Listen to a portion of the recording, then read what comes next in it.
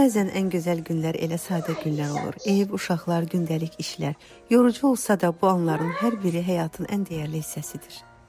Ana olmaq təkcə məsuliyyət deyil, həm də sevgi, səbir, hər gün yenidən güclü olmağa öyrənməkdir. Bugünkü vloqumda həyatımın sadə, amma mənim üçün çox dəyərli anlarından biridir. Bu vloq mənim həyatımın ən real halıdır. Bəzən yaşadığımız günlərin qədrini bilmirik. Gündəlik qayğılar, ev, uşaqlar, iş, güc, hamısı bizi yorur. Amma bir anda yanında anlayırıq ki, əslində ən böyük nemət huzurdur. Evdə sakitlik, ailənin yanında olması, adi bir günün problemsiz keçməsi, uşaqlarının sağlam olması bu böyük bir nemətdir. Bəzən isə bütün bunların içində naşükürlük də edirik. Halbuki xoşbəxtlik bəlkə də elə bu sadə günlərin içində gizlənib. Həyatın içində o qədər tələsirik ki, bu günün bu saatın dadını çıxarmağı unuduruq. Daim daha yüksəyə baxırıq, daha çoxunu istəyirik. Amma bir anda yanıb ətrafa baxsaq anlayırıq ki, ən böyük nemət huzurmuş. Bir anlıq müharibə şəraitində yaşayan anaları düşünəndə insan anlayır ki, evdəki sakitlik, uşağın yanında olması nə qədər böyük xoşbəxtlikdir. Bəlkə də bəzən sadəcə dayanıb sahib olduqlarımıza şükür etməyi öyrənməliyik. Evin təməli qadındır. Ana olmaq ailəyə sevgi, qayğı və harmoniya gətirmək deməkdir. Hər gün yorğun olsaq da, uşaqların gülüşü evin səmimi anları bizim gücümüzdür. Qadınlar həm evin ürəyi, həm də həyatın davamçısıdır.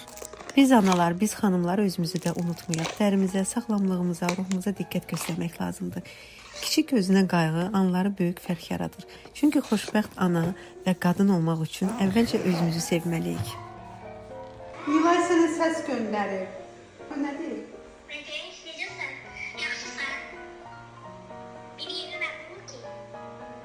Yox, Nediş, yaxşıyam. Heç yerimdə ağrımır. Sağ ol.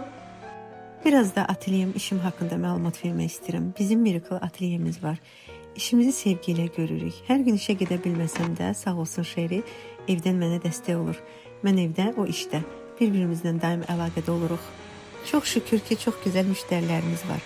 Hər birini razı salmaq üçün, etimadlarını doğrultmaq üçün əlimizdən gələni ən yaxşısını etməyə çalışırıq.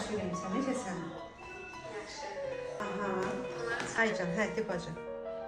Deməli 7 geyimin çatdırılmasını etdim. 3 geyimin sifarişi gəldi. Onların eskizlərini hazırlayarsan, gecə geyimlərini. 3 geyim. 3 gecə libası. Aha, hə, Solmaz xanım, hə.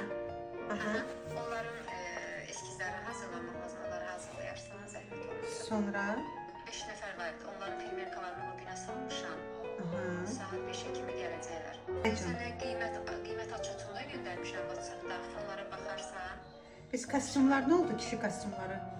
Onlar da işə mənim getdi geyimlərin parçalarını götürməyə. Hə, tamam.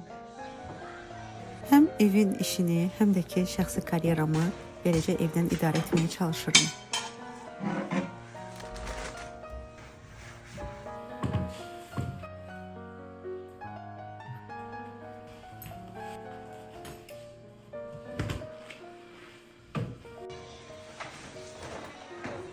Ayaqqabına gəlmədi.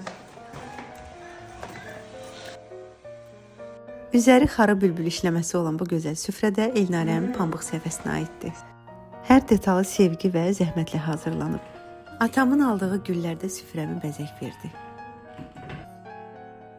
Bugünlük bu qədər. Bizi izlədiyiniz üçün təşəkkür edirəm. İnşallah ki, davamı gələcək.